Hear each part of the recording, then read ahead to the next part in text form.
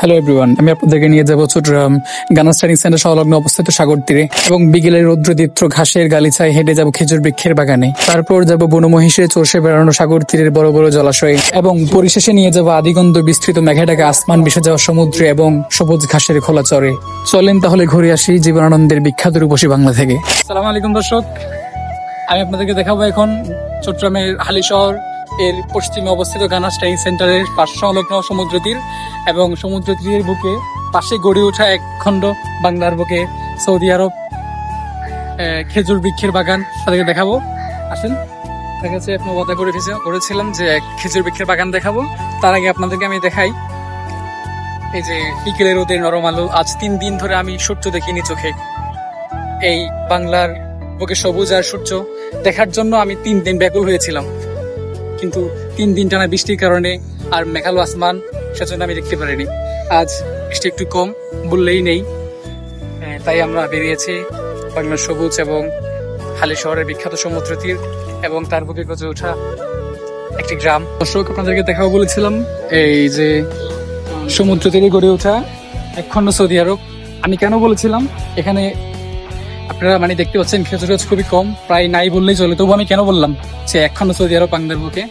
আপনি এখানে যে দেখতে পাচ্ছেন সারি সারি খেজুর গাছ, 1টা 2টা 3টা হয়তো 10-12টা হবে। এই যে এমন সারি সারি দাঁড়ানো, পাশাপাশি দাঁড়ানো খেজুর গাছ চট্টগ্রামে কোথাও নাই আর। এইসব কাতারে কাতারে দাঁড়ানো খেজুর গাছের সারির পাশ দিয়ে বয়ে যাওয়া মেঠো পথ দিয়ে সাগরের দিকে হেঁটে যাওয়ার প্রশান্তিটা অন্যরকম। মরুভূমির বালি নেই ঠিক, কিন্তু আমার দেশের মাটি তো আছে। একসাথে দুদেশের অনুভূতি। 1000 বছর ধরে যে আমার পূর্বশরীরা হেঁটেছে পথে, সে পথে এখন চলেছি আমি সিন্ধুর উপকূলে, যে তীরে 100 বছর ধরে ছিল এর বাসর ঘর এবং তাদের ছেলেদের নিয়ে ছোট সংসার আর কুড়ে ঘর।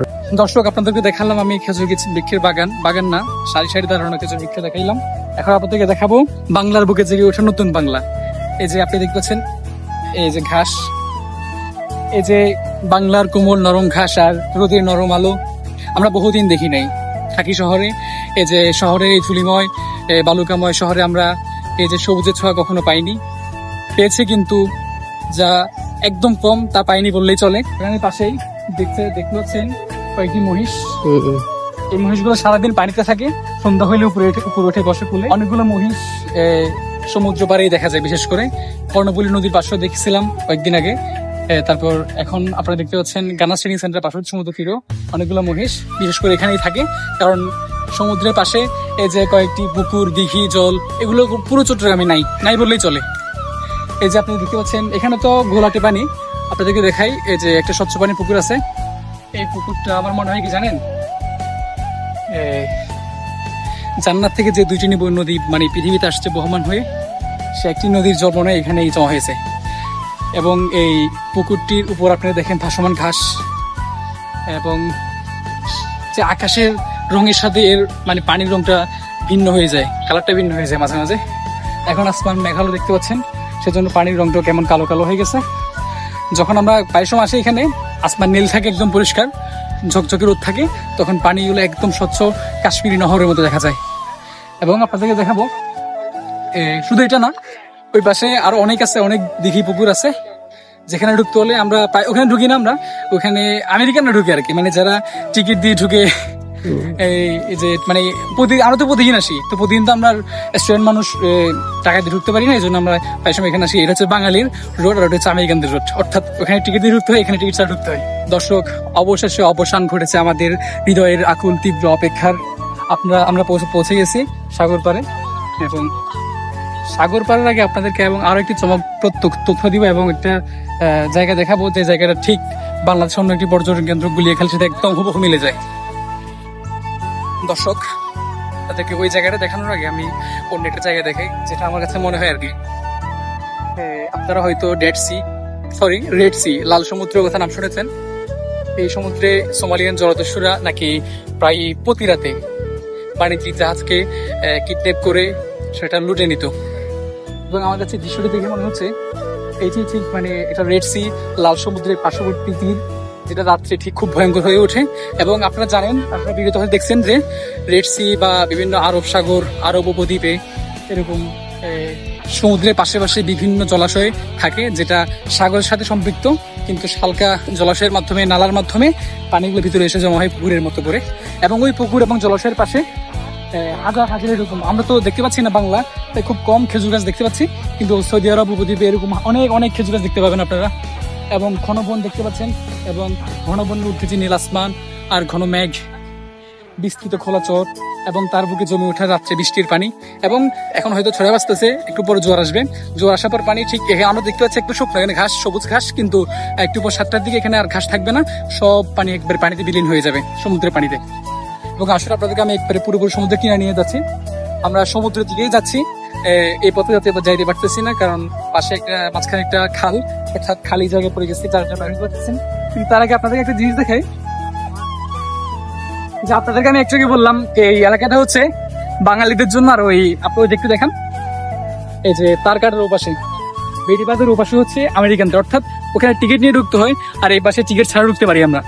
কিন্তু একটা জিনিস মিল দেখতে পাচ্ছি কি জানেন, জায়গার মালিক যিনি, অর্থাৎ পর্যটন কেন্দ্রের যিনি দেখাশোনা করেন, উনি এরকম দর্শকদের মনোরঞ্জনের জন্য, চিত্তরঞ্জনের জন্য এরকম কৃত্রিম বাঁধ তৈরি করে থাকে।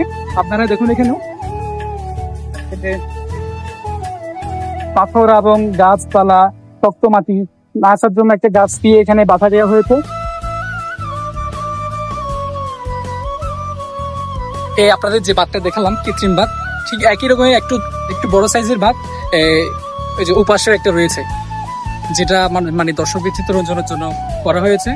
এবং কি শুধু চিত্তরঞ্জনের জন্য না, যখন 6টার পরে সন্ধ্যা চড়ে এবং সকাল 6টায় জোয়ার আসে, পানি যে এখানে উঠে যায়, একবার রাস্তার পাশে চলে যায় পানি, তখন এখানে পানি যেগুলো জমা হয় সেগুলো যদি জমা হয়ে থাকে, তাহলে বলতে পারেন এই জায়গাটা পর্যটন থাকবে না, একদম পুরো বন্যা কবলিত গ্রামের মতন হয়ে যাবে। সেজন্য এখানে কৃত্রিম বাঁধ তৈরি করে পানিগুলো সাগর দিকে নিয়ে যাওয়া হচ্ছে। আপনাদেরকে আবার সাগর দিকে নিয়ে যাই, মূল ফোকাসটা যেখানে ছিল আমাদের, আমরা এবার সাগর দিকে যাচ্ছি। দেখতে পাচ্ছেন একটা নৌকা, এই নৌকাটা আমরা বসতে আসছিলাম কিন্তু দেখি নাই, কিন্তু এখন দেখতে পাচ্ছি, কেমন মনে হয় কালকে সন্ধ্যায় জোয়ার আসার পরে আসছে এখানে, এবং আর নিয়ে যাওয়া হয় নাই সমুদ্রের দিকে, হয়তো আজকে নিয়ে যাওয়া হবে, যখন জোয়ার আসবে তখন ঠিক পানিতে ভাসে ওই দিকে নিয়ে যাওয়া হবে। বটরে দেখে মানে এই যে বলতে হলে ভয়ঙ্কর একটা সৌন্দর্য, মনে হচ্ছে যেন ওই জায়গায় মানে মুষলধারে বৃষ্টি হচ্ছে। আমার মনে হয় কি জানেন, ওই যে ওই দিকে দেখতে পাচ্ছেন, একটু দিকে দেখেন, ওই জায়গাটাতে, ওই এলাকাটাতে, অর্থাৎ সমুদ্রের মাঝখানে হয়তো বা, আমার মনে হয় ওইখানে আজকে এখন আসমানে থাকা ইসরাফিলের হাতে মানে পৃথিবীর জলবাদ চিরতরে ভেঙে গেছে হয়তোবা। এবং একই পাশে ওই যে সূর্য দেখতে পাচ্ছেন, আমার মনে হয় ওই ঠিক ওইখানেই আরবের ঊষর মরুভূমি বিদ্যমান, মানে পাশাপাশি দুটো জায়গা, একটাতে বৃষ্টি হচ্ছে এবং একটাতে রোদ হচ্ছে। আসলে আমাদের পূর্ব সাগর কাছে নিয়ে যাই, এবং এগুলো হচ্ছে বলতে গেলে আমাদের বাংলার খোলাটে পানি, তবু বলতে পারতেছি না, তবু বলি যদি আমারই বাংলা। কাশ্মীরের নদী নহর এভাবেই মানে আঁকা বাঁকা পথে পাড় ভেঙে বয়ে যায়, তেমনি আমার বাংলার বুকেও ঘোলাটে পানি না বলি আমি, স্বচ্ছ পানি বহমান এই নহরের ভিতরে দিয়ে। দর্শক, এই হচ্ছে গুলিয়াখালীর অবিকল আরেকটি পর্যটন কেন্দ্র। এখানকার গর্তে খানাখন্দে জমে আছে রাত্রের বৃষ্টির পানি, এবং জোয়ারের জলে ভেসে আসা ঘোলাটে জল, ঊর্ধ্ব আসমানে মেঘেদের বিস্তৃত রাজত্ব, যে মেঘের রং গর্তে গর্তে জমে থাকা পানির সঙ্গে মিশে যেন কৃষ্ণ সাগর হয়ে গেছে। এবং যেখানে আমি দাঁড়িয়ে আছি, এটি রাত্রের নিস্তব্ধ সমুদ্র। এখানে এই পানি এসে জমে থাকে সন্ধ্যার পর থেকে। অবশেষে অবসান ঘটেছে সাগর দেখার তীব্র অপেক্ষার। বহমান এই স্রোতের উপর মহাকালের ঘড়ি যেন জন্ম জন্মান্তরের জন্য থেমে আছে। অনন্ত মহাশূন্য সাগরে ভাসমান আদিগন্ত বিস্তৃত শূন্যতার মুখোমুখি আমি। মহাকালের ঘড়ি থামিয়ে দিয়েছে বিধাতা। এই তো আর কিছুক্ষণ পরই মৃত্যুকুমারীর শীতল শিথিল স্পর্শে পৃথিবীকে ছুঁয়ে দেব শেষবার, আর অনন্তকাল যেন আমাদের দেখা হবে না।